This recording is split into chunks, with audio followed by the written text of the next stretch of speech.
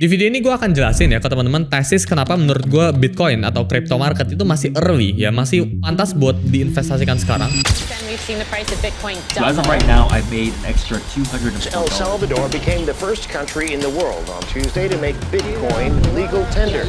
The whole thing is a joke. Even the Flintstones knew better than crypto.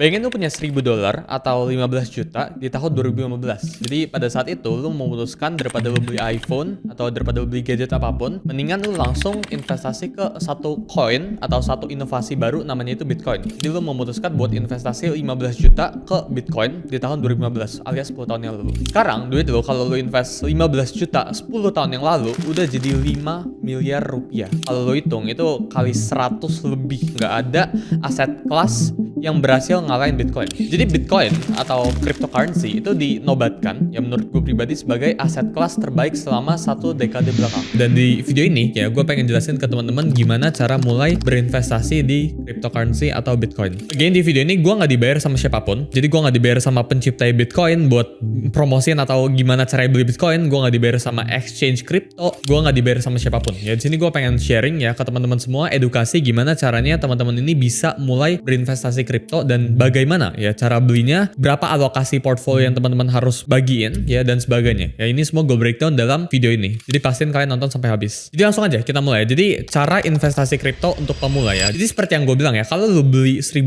worth of Bitcoin di tahun 2015 alias 1 Januari 2015, per hari ini investasi lu itu udah plus 36.000% guys. Jadi $1.000 ini udah kurang lebih jadi $367.000 atau ya 5 miliaran lebih. Jadi ini kurang lebih returnnya 36.000%. Nah, sekarang kan pertanyaannya, ketika Bitcoin udah naik segitu banyak, Bitcoin udah naik dari $100 naik ke 100.000 dan sebagainya, apakah sebenarnya ini kita udah telat ya masuk ke yang namanya itu cryptocurrency atau Bitcoin?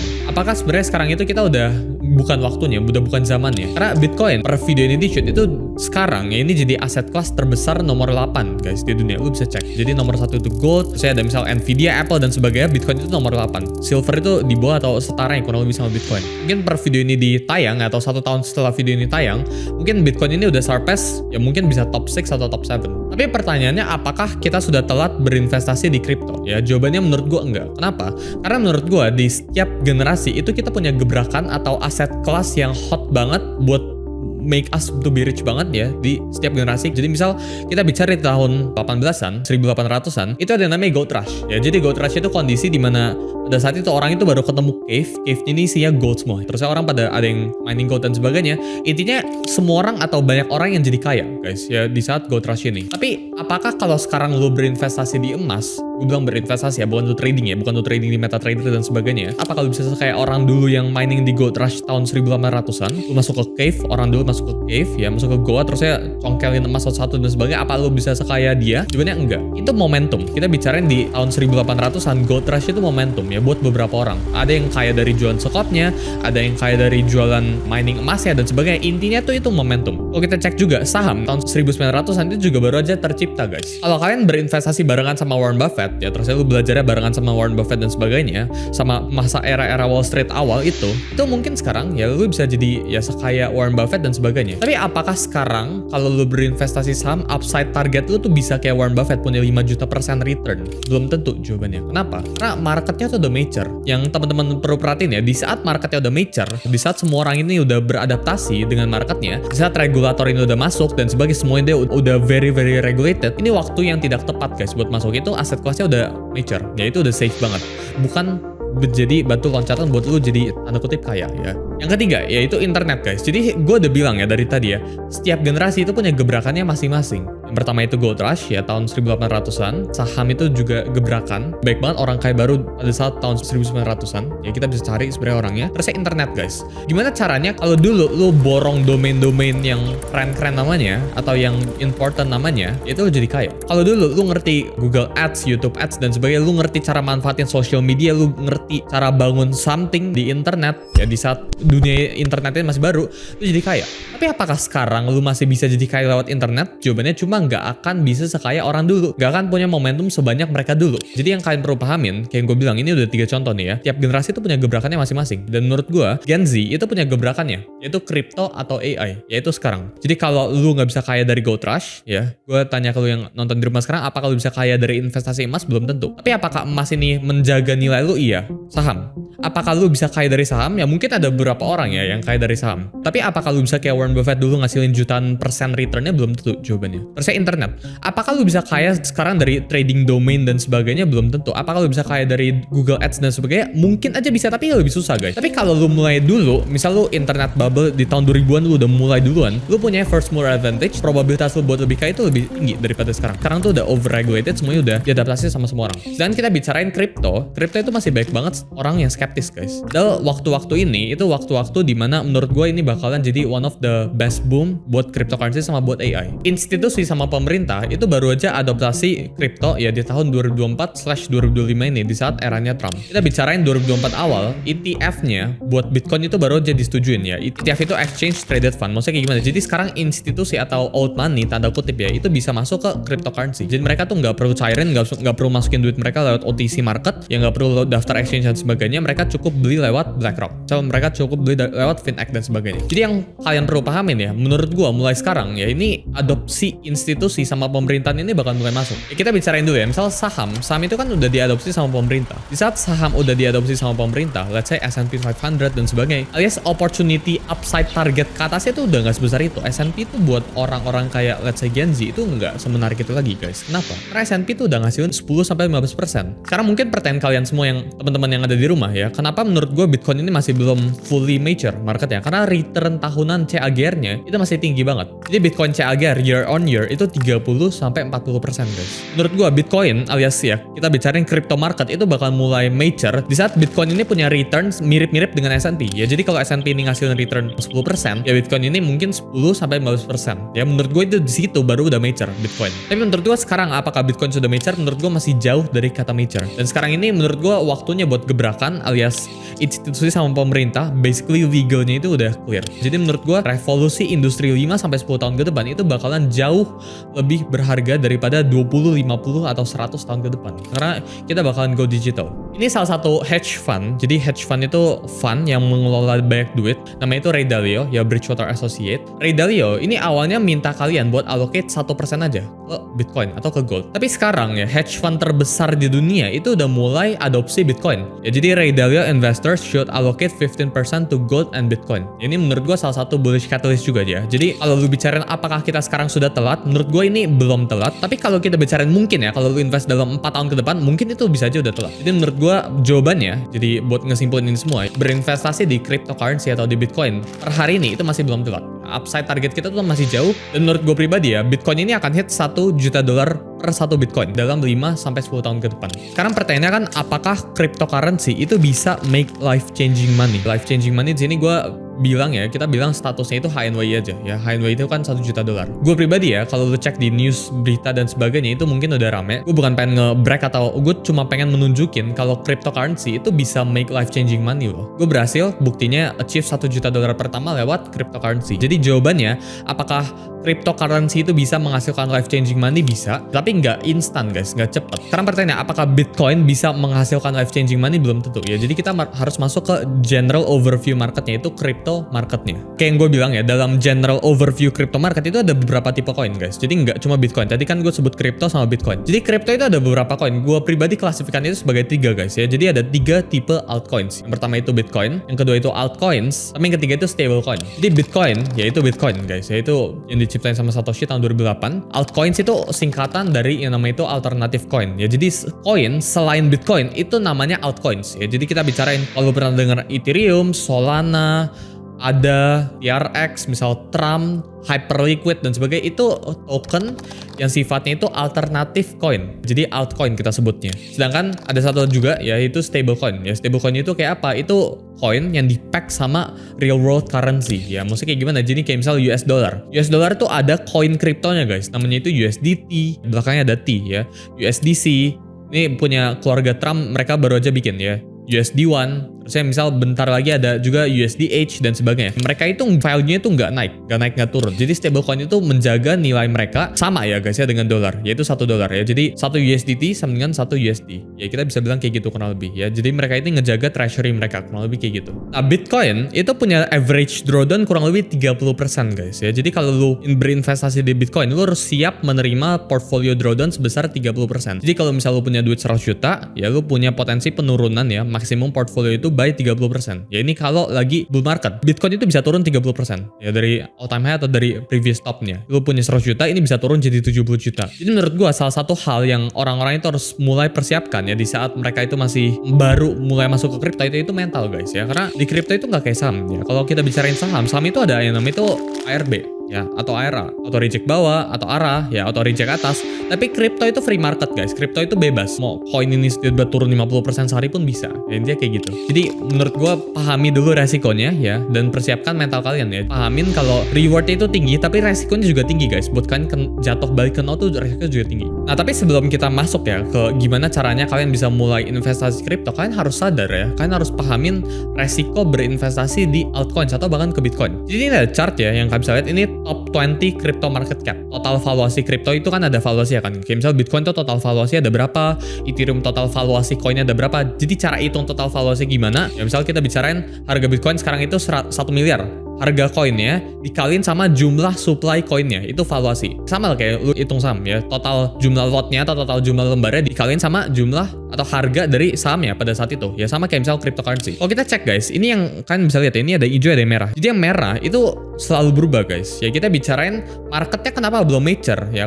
Altcoins itu kenapa belum mature? Karena top 20 itu berubah terus guys. Ini warna merah itu berubah. Ini kalau kalian cari ya, ETC, BCC, ini juga BTG, ini Neo, ini 2017 sudah hilang semua guys. Jadi yang kalian perlu pahami di sini, koin sekarang ini lu cek nih tahun 2017 ya, dia itu rank 10 bahkan ya sekarang itu minus 66%, XVG itu minus 98%. Jadi yang kalian perlu pahamin di sini, altcoins itu nggak pernah ada yang sustain dan altcoins itu nggak bisa digunakan buat berinvestasi. Jadi altcoins itu digunakan buat kalian mencari lebih banyak uang buat ujung-ujungnya beli lebih banyak Bitcoin. Gue ulangi sekali lagi ya. Jadi tujuan kalian masuk ke altcoins atau alternatif coin, apapun itu koinnya ya, itu bukan buat lu nge-hold secara jangka panjang. Tapi tujuannya lu investasi ke altcoins itu buat dipindahin, buat banyakin uang lu, terusnya dipindahin ke yang namanya itu Bitcoin. Basically lu nabung Bitcoin. Altcoins itu kayak buat lu cari duit tambahan, terusnya kalau dapat gain yang lumayan besar ya dari altcoins ini, lu bisa pindahin ke yang namanya itu Bitcoin. Jadi yang kalian perlu pahamin di sini ya, nggak ada alternatif coinnya itu yang stay forever. Kalau kalian cek itu top 20 di crypto market cap, itu setiap hari guys ya, top 20-nya ya setiap cycles itu bahkan terus berubah. 100 aja setiap hari berubah guys. Mindset yang sebelum kalian harus tanemin ya, sebelum kalian berinvestasi di kripto, no altcoins last forever, only Bitcoin last forever.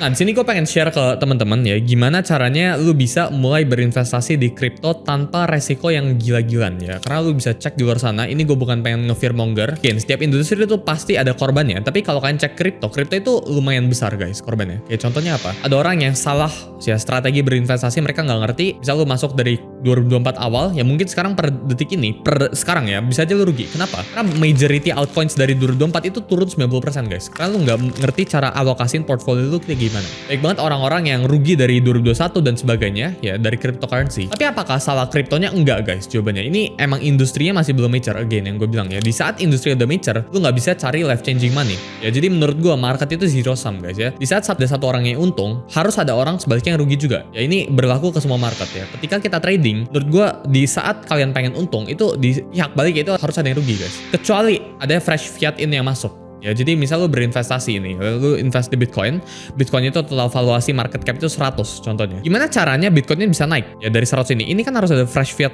money yang baru yang masuk. Investasi itu bukan zero sum, tapi kalau lu tradingin ini tentu zero sum guys. Jadi yang lu perlu pahamin itu dari situ.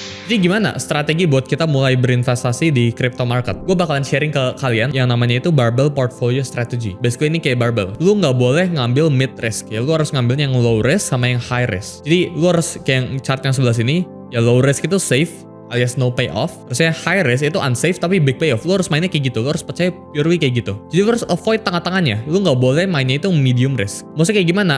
Jadi dengan teori ini ya, kita bisa pakai barbell portfolio strategy ya di crypto market. Kita bakalan allocate 70-80% itu di Bitcoin. Jadi Bitcoin itu jadi barbell kita, altcoins itu jadi sampingnya. Bitcoin itu jadi low risknya kita atau jadi blue chipnya kita buat lu yang berinvestasi saham. Altcoins itu jadi alat buat main-mainnya kita.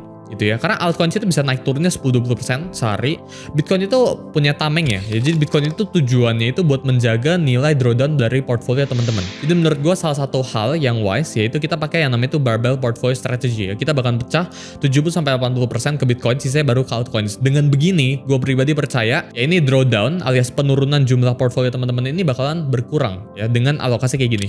Jadi jangan yang namanya itu alokasiin 100% ke altcoins. Tapi apakah lu bisa alokasi 100% ke Bitcoin? Bisa juga. Cuma again, kalau teman-teman pengen cari ekstra duit ya di sini di overall industrinya, ya lu bisa masuk ke altcoins. Tapi again, altcoins tuh nggak boleh 100% dari portfolio. Itu maksimum tuh lu harus punya allocation ya maksimum 50% itu udah maksimum banget. Itu udah very high risk. Jadi ada dua strategi yang lu bisa pakai buat berinvestasi cryptocurrency. Yang pertama itu DCA, dollar cost averaging, yang kedua itu lump sum. Jadi DCA itu basically lu beli setiap hari. Jadi misal lu dapat duit 100 juta, lu cicil sama 10 hari. Per hari berapa? 10 juta, 10 juta, 10 juta, 10 juta, 10 juta. Jadi lu dapat harga rata-rata kita bilangnya. Jadi dollar cost averaging ya, lu dapat average price. Itu kalau DCA ya. Jadi misal lu dapat 100 juta hari ini buat ya 7 hari ke depan, ya selama 10 hari ini lu cicil 10 juta, 10 juta, 10 juta, 10 juta dan sebagainya. Itu yang disebut sebagai dollar cost averaging. Sedangkan lump sum, misal lu dapat uang 100 juta, lu langsung tembakin di hari itu juga. Ya, atau pada saat itu juga. Dan ini sebenarnya nggak ada strategi yang salah, cuma again yang gue bilang ya, lu harus belajar buat identifikasi yang namanya itu pattern. Di saat marketnya, kita bicara market crypto itu semua market saham dan sebagainya itu punya siklus guys ya, ada bull phase, ada bear phase. Di saat bull market itu lebih baik kita lump sum, ini based on data. Jadi lebih baik lu one hit langsung di saat bull market. Tapi di saat bear market lebih baik lu DCA. Jadi yang lu perlu pahamin kayak gitu. Nah, gimana cara identifikasinya? Ada banyak banget cara dan ini mungkin akan gue bahas ya di video-video selanjutnya. Tapi yang kalian bisa pahamin ya mungkin secara singkat. Ada yang namanya itu Bitcoin halving. Jadi Bitcoin itu rewardnya buat miner, buat orang-orang yang nambang Bitcoin itu dipotong setengah guys rewardnya setiap 4 tahun. Yang kalian perlu pahamin ya itu nggak ada yang namanya itu proses instan di crypto ya. Jadi kalau kalian tahu yang namanya itu CZ alias Changpeng Zhao ya, dia salah satu orang terkaya di dunia sekarang lewat crypto. Dia bilang gini guys, if you want to get rich quick,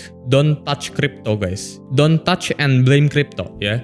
Ini orang terkaya dari crypto menurut gue itu CZ ya, which gue actually pernah ketemu kemarin di Dubai ya. Gue bakal langsung praktek ke teman-teman. Ini gue udah top up 10 juta ya biar lu bisa paham ya gimana caranya. Gue bakal langsung pencet buy di depan lu, gimana caranya sell gimana dan sebagainya. Dan gue bakal sharing gimana alokasi portfolio ya. Persentasenya tuh taruh kemana, Bitcoin tuh taruh berapa, beli coin apa dan sebagainya. Dan video ini gue pengen jelasin itu ke teman-teman. Di sini gue udah top up 10 juta ya. Jadi teman-teman itu bisa pakai aplikasi apapun ya. Gue nggak terafiliasi. Tapi contohnya ya misalnya di sini ini gue nggak dibayar buat bilang pakai ini, tapi gue sekarang lagi pakai namanya itu toko kripto ya. Ini udah di lisensiin, ini exchange lokal guys ya. Jadi ada baik banget, ada Indodax, toko kripto, ada misal Flock, Reku dan sebagainya. Ini ada baik banget guys. Jadi lu bisa daftar akun ya, lu bisa KYC, lu bisa sign up pakai Google account lu, KYC alias lu verifikasiin KTP lu dan sebagainya. Terus lu bisa deposit ya. Ini ada tombol deposit, setiap exchange itu beda-beda. Tapi di case ini misal gue ada deposit 10 juta nih, ini uang sisa. Jadi gimana caranya kita mulai beli Bitcoin? Jadi di search bar atas ini ada search di situ ya. Lu bisa cari yang namanya itu BTC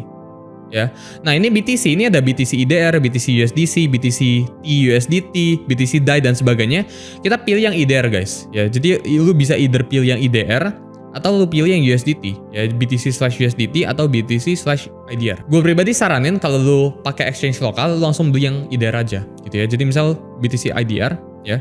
Ini kan di bagian bawah sini ini ada tombol buy guys namanya. Ini jadi chartnya nih, ini grafiknya ya. Ini ada tombol buy-nya di sebelah sini ya. Nah, ini kalau kalian cek guys, ini ada scroll nih. Jadi lu bisa nge-scroll di sebelah sini. Ya, ini jumlah yang lu pengen beli ya. Jadi kalau misal nih gue pengen beli 10 juta, gue tinggal scroll aja ke mentoknya.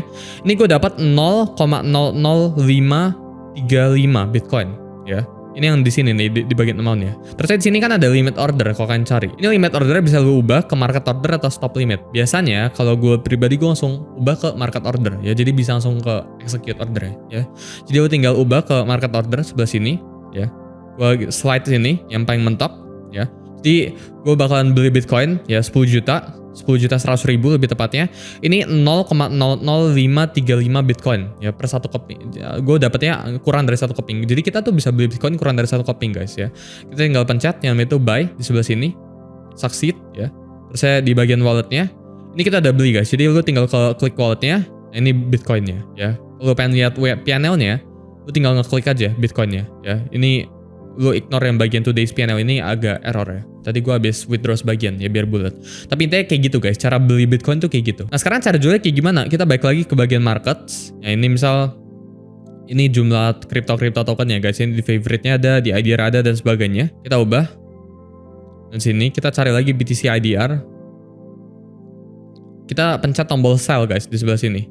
Ya. Nah, sell-nya ini biasanya kita bisa pakai limit, market atau dan sebagainya. Gue contohin kalau misalnya lu pakai limit tuh kayak gimana. Lu tinggal slide aja kayak gini, again tinggal di slide, ya lu sell. Ya. In this case lu bisa cek ini order history-nya. Nah, sini ya. Ini Bitcoin limit sell udah succeed gitu ya. Jadi kurang lebih cara lu beli crypto market tuh kayak gitu ya. Eventually lu harus belajar buat mencet-mencet. Dan sini kan udah jadi ya 10 juta 30.000. Sebelum ya kalian selesai nonton video ini, ya kalian perlu pahamin kalau crypto market itu bukan jalan instan buat kalian cari duit. Ya gue bilang instan ya. Tapi apakah crypto itu bisa jadi salah satu jalan tercepat buat cari duit? Bisa jawabannya. Jadi semoga video ini bermanfaat. Jangan lupa buat like video ini kalau kalian rasa ada manfaat. Sampai jumpa di video berikutnya.